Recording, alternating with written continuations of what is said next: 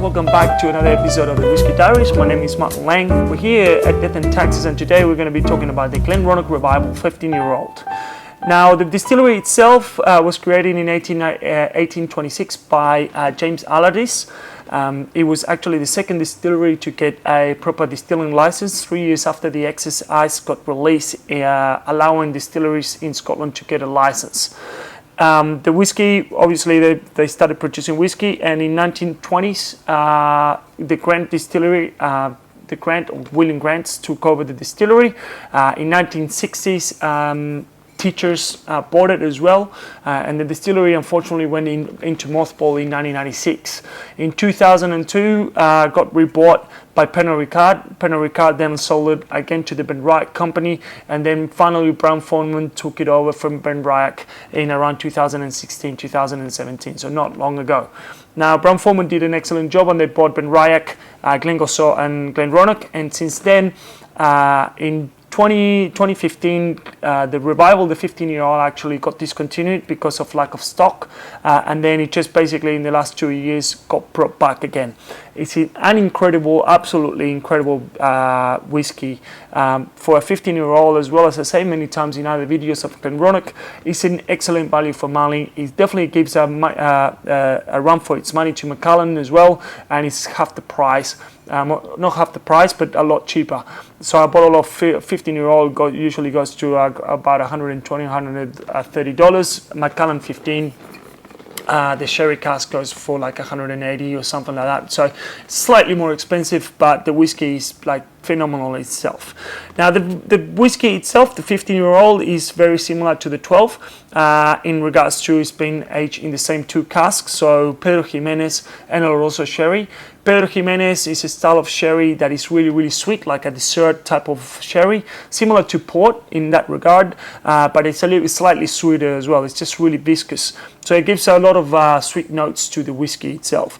Now the second cask is Oloroso sherry, that is basically slightly less sweet than the Pedro Ximénez, and it's a little bit more has a little bit more tannins and stuff. Delicious as well as a dessert wine.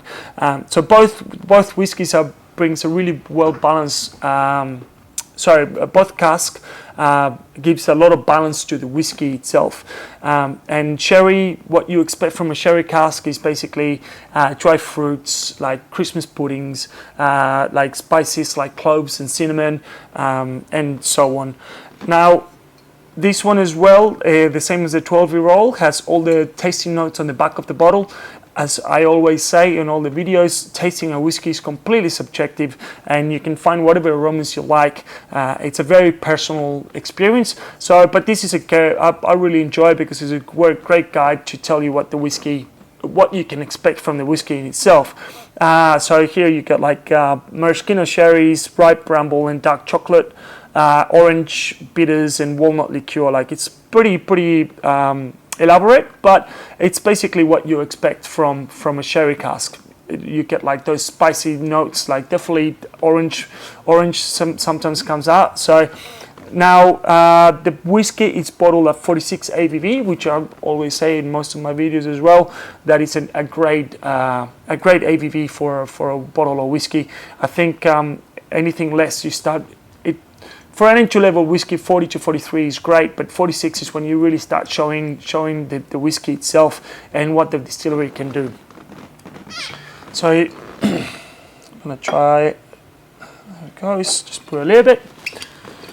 You can see that the color here, if you compare it to the 12-year-old as well, it's already getting a lot darker and a lot reddish.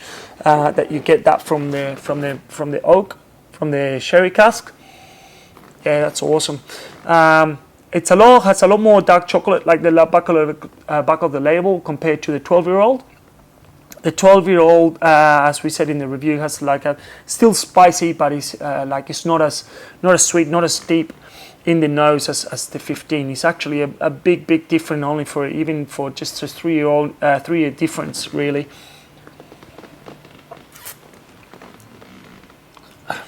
Oh yeah, that's delicious. This will go really well with a piece of dark chocolate next to it.